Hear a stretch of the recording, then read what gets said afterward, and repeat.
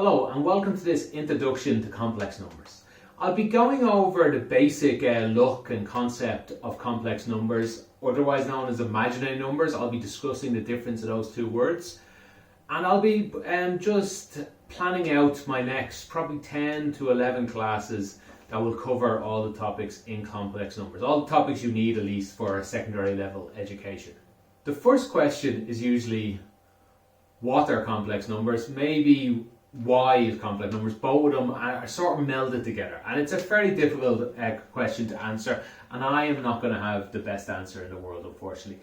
My best answer will be they are the solution to a problem, and that problem is quadratic equations, or a very simple quadratic equation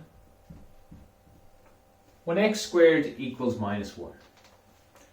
So we can write this question, but we can't write an answer. Up till now I've been saying this is no answer. So that's where one of the problems came from.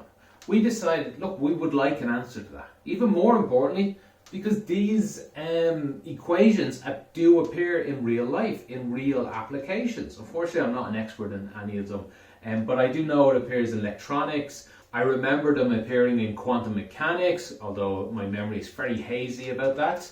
It appears in wave theory, things like that. So this does show up, and the problem is we don't have an answer, like I said.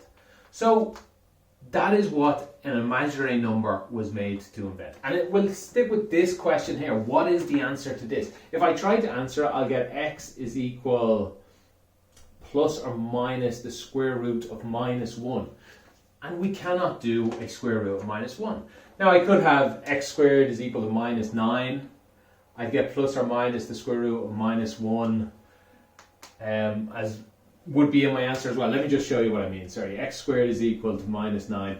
I could get x squared is equal plus or minus the square root of minus 9, which is also equal plus or minus the square root minus 1 multiplied by 9, which is equal plus or minus 3 times the square root of minus 1. So it can always come down to the square root of minus 1. And that's when I'm not sure who, I apologize, I must look it up, but that's when some mathematician said, let's name this. Let's just name I equals square root of minus 1. So that's where our imaginary number came from. I standing for imaginary number. So a lot of people do not like the word imaginary because it makes it seem like it's made up. I don't hate it too much because it is made up in some ways, but it comes from a very real problem. An answer to a real problem. Although the answer, I admit, it seems a little made up to me. But I'm willing, somebody argue with me. Let me know in comments if you disagree. So this is an imaginary number. I is equal to this. And that of course means that I squared is equal to minus 1. And these are two very repeated and common things we will say a lot. I is equal to square root of minus 1 and I squared equals minus 1. Now the difference we often hear, imaginary numbers and complex numbers. Let me just point out that this is an imaginary number, something that has I in it. This is an imaginary number. I, 3i, 4 over 5 i's. They are all imaginary numbers. A complex number is a mix of two things. 2 plus 4i. That's a complex number. 7 minus 3i. That's a complex number. The number is made up of two different things. Yeah, whatever, you get the point. 4 minus 7i. That's a complex. I should have put a fraction in maybe. These are all complex numbers. We then start running into problems dealing with complex numbers. Up until now, we have had no problem drawing numbers. We use a number line. 0, 1, 2, minus 1, minus 2. That's quite easy to draw a number. We just put it in. There's 2, there's a half, there's 1.5, there's minus 3 over here. So a complex number, we've decided to go with a two-dimensional representation. So a complex number, for example, this one here, 2 plus 4i. 2 plus 4i. Let me put in 4 and 2 here, just to give us a bit of a representation. 2 and 4, minus 2, minus 4. Let's see, 7 minus 3 would be somewhere over here. Let's see, it's 2 plus 4i. 2 plus 4i. 7 minus 3i. Now just to point out, if you remember your coordinate geometry, which we'll be doing again, just to point out, this is not two different numbers. This is not 2 and 4. This is not the 2 part and the 4. This is not x and y. This is one number, 2 plus 4i. It just has a real part, we represent down this line, and an imaginary part on this line. I'll talk more about this diagram. It's called an argon diagram. I'll talk more about that in a few videos from now. But I would like to point out one big difference. I would like to point out a difference from this to our normal x-y axis. Our normal x-y axis is dealing with 2 points. We put in the number 2 and we get out the number 4. And that's a combination of 2 points. This is just 1 point. So it is actually quite different. So much so that if I were to draw an xy, because this is really just x. This is just one number. So this is, say, I put in the number x. So for me to draw an xy axis using complex numbers, I can't do it. I need 4 dimensions. 2 dimensions on the x part, 2 dimensions on the y part. The combination of both of them is a 4-dimensional graph. It's not something I can draw. I don't know if it's been conceptualized in any sort of smart way. I don't know of it. Unfortunately, we're not going to be able to use the very useful ability coordinate geometry gives us. We cannot use it for complex numbers because the 2 points would make 4 dimensions. One last thing I'd like to show you in the introduction is just simply that we can still add and take away complex numbers. It's not too difficult. I'll leave some of these on the screen. Actually, I should have said in the graph there, we can still draw I. That's just 0 plus I. So every imaginary number is still a complex number. 0 plus 0 plus. I can still draw these. This is 3i here. This is 4/5 I. So I should have pointed that out. Okay, so I am going to go ahead and I'll use these 3 numbers here as examples. I'm going to go ahead and show you we can still add complex numbers, just like normal numbers. 2 plus 4i, we can add that to 7 minus 3i. I think it might help if I leave brackets in here. These brackets do nothing, by the way. But it might help to see that it's 2 numbers being added. It's this complex number plus this complex number. And the simple way we do it is just the real numbers add together. It becomes 9. Just like we were adding numbers with x's in them. The i's add together. 4 minus 3i just becomes 1i, which of course we write as just I. So that's simply how we do addition. I'm not going to do an entire class in addition. I would recommend you practice some of them if you're not happy with this idea. And let's go ahead and do a minus. I'll use the same 2 numbers, it doesn't matter. Again, it works just like you'd expect. The real numbers go together. 2 minus 7 becomes minus 5. Be warned here, there's a little trick that you do see a lot. It's in algebra if there was x's, but it does come up a lot more in complex numbers. 4i minus 3i. There's 2 minuses there. This minus is the whole number.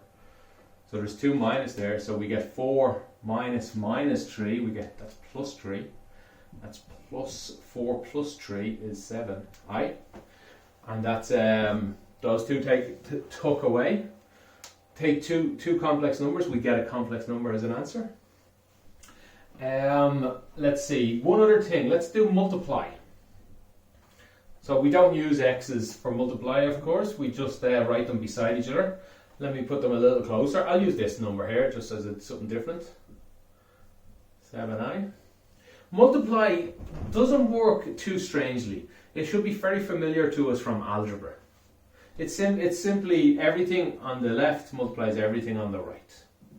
So 2 times 4 is 8. 2 times minus 7 is minus 14i.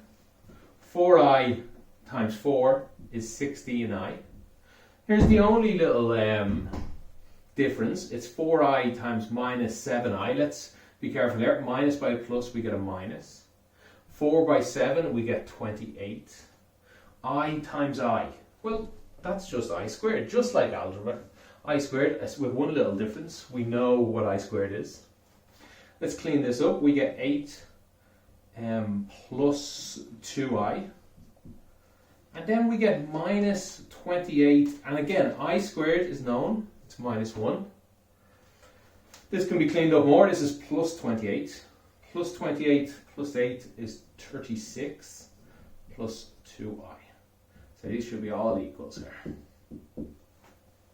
So multiplying two complex numbers again gives out a complex number, not too complicated. And that's, I'll end their introduction there, but well, I won't quite finish yet. I'll just state some of the things we're going to do. I actually have a list here. I'm going to teach you how to divide, because that's something I've left out here. It's a bit more of a complicated one. I like teaching divide because while dividing, we end up multiplying a lot. We end up adding a lot. We end up taking away a lot. So I think it's great practice for doing all this. Basically the simple functions. Dividing will teach us a hell of a lot of them. So I'll do a class probably on the equality of complex numbers. That's just if a plus bi is equal to 2 plus 3i. Well, a is 2 and b is 3. Students don't have a difficulty with that, but I go ahead and prove it. It's really just to make sure I tell you it. Most students will go, well, obviously they won't care, so that's fine. I'll talk about modulus. I'll talk about Aragon diagrams more while I do that class, I think. Modulus is just the distance. So here it'd be 2 and 3i. The distance to the centre. We call that the modulus. So it's just Pythagoras theorem. Nothing too complicated. I'll talk about quadratic formulas. Other ones. Remember when we did the quadratic formulas, quadratic equations using quadratic formula, we found square root of minus numbers a few times. I'll do a few more examples and show you how we can now solve them. I'll do cubic equations. Very similar. We solve cubic equations like we always have to begin with. We usually factorize it down to a quadratic. And again, quadratics now can be solved with imaginary numbers, with complex numbers in them. I'll show you how to do square root of these things. We can already do squares, because that's just multiply. We can do to the power of 3, just 3 things multiply. I will introduce a new idea, well, I won't. I will teach you an idea that was introduced to do higher powers, to the power of 5, to the power of 7, to the power of 19. Of course you can multiply it out, you'd be there all day. But you couldn't do to the power of 3.5. So I'll teach you a method to do that called I hope I'm pronouncing this correctly, the Moivre's theorem.